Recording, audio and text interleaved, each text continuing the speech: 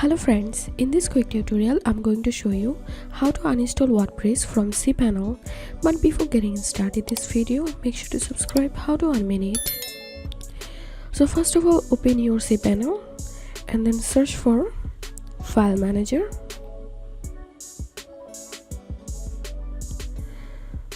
From here, open public HTML,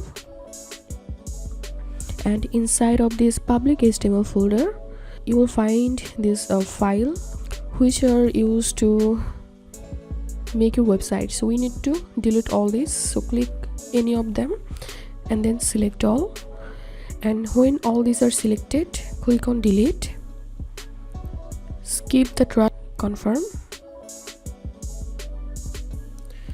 So now the public HTML directory is empty, so we deleted all the files from public HTML. And now let's go to delete our database, which one is connected with this website.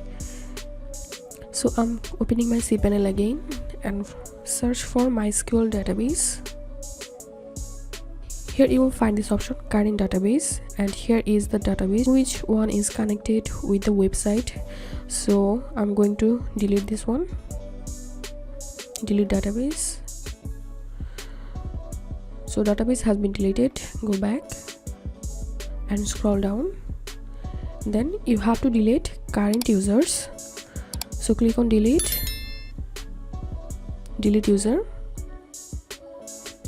So this was the way we can uninstall WordPress from Cpanel. If you find this video helpful, make sure to subscribe. How to unmake it. Thanks for watching this video.